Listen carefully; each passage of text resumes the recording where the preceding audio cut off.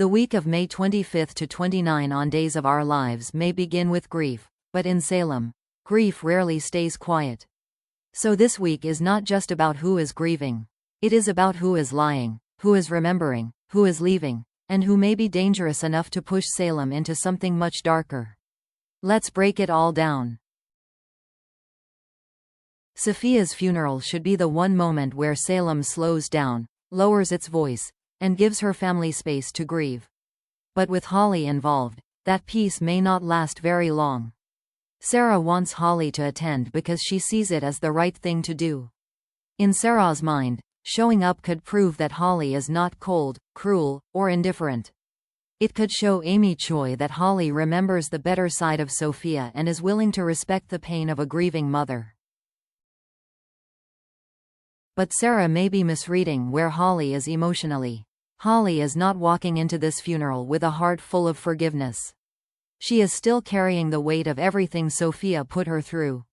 So even if she tries to stay quiet, her face, her body language, or one poorly timed comment could say more than she intends. And Amy is not in a place to interpret anything gently. To Amy, Holly's presence may not look like respect. It may feel like an intrusion. It may feel like the person she blames most is standing too close to a goodbye that should belong to Sophia's family. That is where Sarah's advice becomes dangerous. What she sees as healing could become the spark that makes Amy angrier than ever. If Amy lashes out in front of everyone, Holly may push back.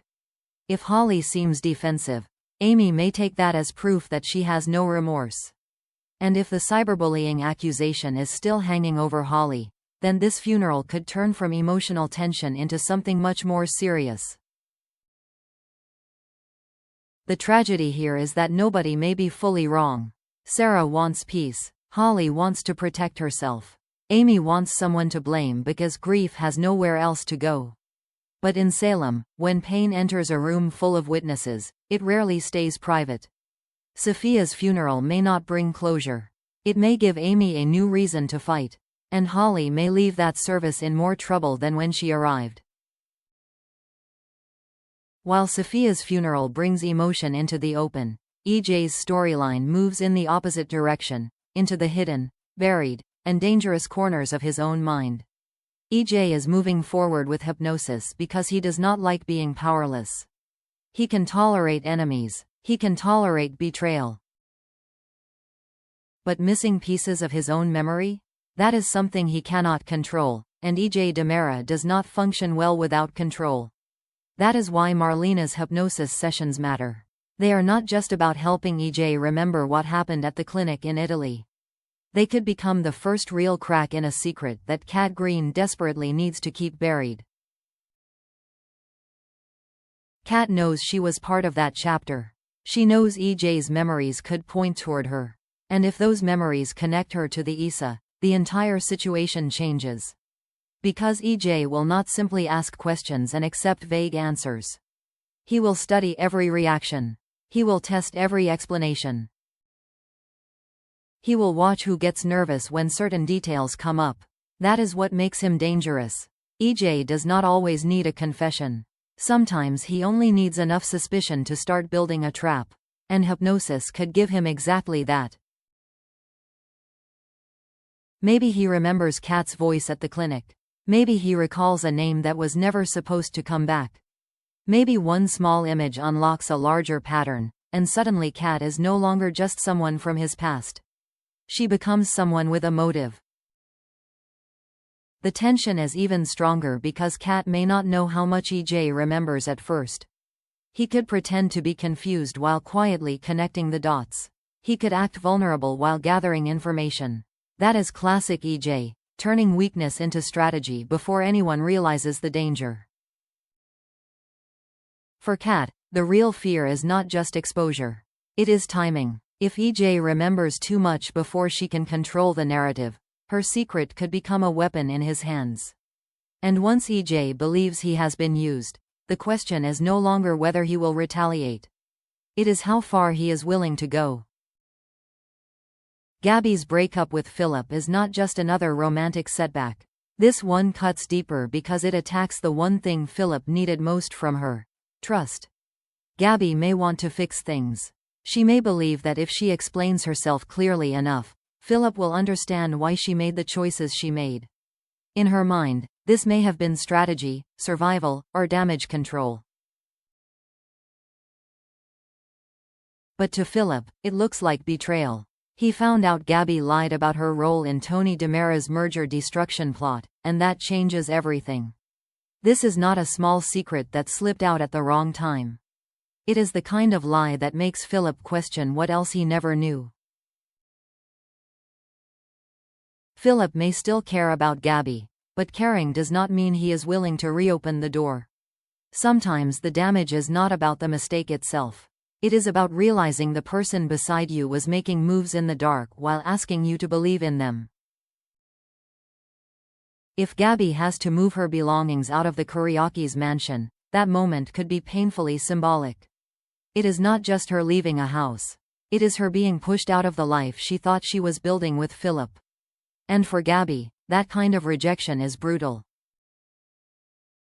She is proud, stubborn, and used to fighting her way back from disaster. But this time, the usual confidence may not be enough. Philip does not seem like a man waiting to be convinced.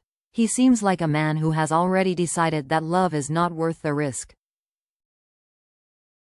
Theo's comfort could soften the blow, but it may also create a new emotional complication. Theo might offer Gabby calm when everyone else is giving her judgment. He may remind her that she is more than her worst decision. But even innocent support can look complicated after a breakup, especially if Philip sees Gabby leaning on someone else too quickly. Still, this does not feel like an instant new romance. It feels more like Gabby standing in the wreckage, trying to understand whether she lost Philip because of one lie, or because she finally pushed him past the point where love could protect her. And that may be the question that haunts her next.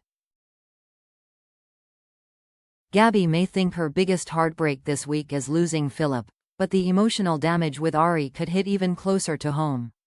Once Ari learns that Gabby offered Liam money to leave town, this will not feel like a small misunderstanding. It will feel personal, it will feel humiliating, and worst of all, it may make Ari believe that the people around her were making decisions about her life without respecting her voice. For Gabby, the motive may be easy to explain. She probably sees Liam as a threat. In her mind, paying him to disappear may look like a desperate but necessary move to protect her daughter from more pain, more trouble, and more bad choices. But Ari may hear something very different. She may hear that her mother did not trust her. She may hear that Gabby believed her feelings could be handled like a business problem. And when Liam becomes part of that deal, Ari's anger could double. Because Liam accepting the money is one wound, Gabby offering it is another. And if Liam only agreed to take the check after making sure his plea deal would not be damaged, then the whole situation becomes even uglier. That makes it less about emotion and more about bargaining. Ari could feel like her relationship, her judgment, and even her pain were reduced to a negotiation behind closed doors. Gabby may insist she was acting like a protective mother. Liam may argue he was just trying to survive. But Ari may not care about their explanations, because from her side, both of them crossed a line. This could also expose a deeper problem between Gabby and Ari. Gabby's love is intense, but sometimes that intensity becomes control. She wants to protect Ari so badly that she may forget Ari is old enough to make choices, make mistakes, and decide who deserves to stay in her life. And once Ari feels cornered, she may not just yell and move on. She may pull away. She may stop trusting Gabby. She may even make a reckless decision just to prove that nobody gets to control her. So this is not only about Liam leaving town. It is about Ari realizing that love, when mixed with manipulation, can feel like betrayal. Sarah's next discovery could be more than painful. It could be the kind of revelation that changes how she sees Xander completely. If Sarah realizes Xander and Kristen have been getting closer in a more intimate way, her anger will not come only from jealousy. Jealousy may be the first reaction, but the deeper fear is much bigger. Because this is Kristen DiMera. Kristen is not just another woman from Xander's orbit. She is dangerous, manipulative, and experienced at turning people's weaknesses into weapons. She knows how to make chaos feel tempting. She knows how to make a terrible idea sound like survival. That is why Sarah may be horrified. After everything Xander has been through, she may have hoped he was finally learning how to step away from the darker parts of himself. But if he is letting Kristen into his bed, his head, or his decision-making, then Sarah may wonder whether Xander has really changed at all. And Kristen's interest in Xander may not be simple attraction. That is the unsettling part. Kristen may see him as useful. Xander has a violent history, a wounded ego, and a dangerous ability to justify the wrong move when he feels pushed. If Kristen wants EJ dead, Xander could look like the perfect person to pressure, tempt, or manipulate. She may not need to order him directly. She only needs to convince him that EJ deserves it. She only needs to make him believe that removing EJ would solve a problem. And if Xander is angry enough, reckless enough, or desperate enough, he might start listening. But the stakes are very different now. Xander is not the same man with nothing to lose. He has a family. He has a future. He has a chance, however fragile, to become someone better than the man people expect him to be. That is why Sarah's reaction matters. She may not simply be furious that Xander crossed a romantic line. She may be terrified that Kristen is pulling him back into the kind of darkness that could destroy his life. And for Xander, this is the real test. Can he recognize manipulation before it becomes action? Can he walk away from Kristen before one bad decision becomes permanent? Or will he convince himself that he is still in control, right up until he is not? Kristen does not need Xander to become loyal. She does not even need him to love her. She only needs him vulnerable enough to make one unforgivable choice. So the week of May 25 to 29 looks like a turning point for several Salem relationships.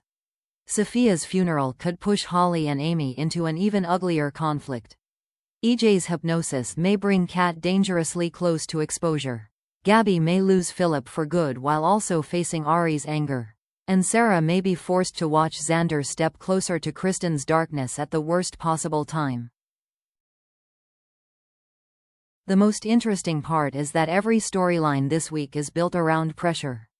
Pressure to forgive, pressure to confess, pressure to remember, pressure to move on, and pressure to do something reckless before the truth comes out. So now the big questions are these.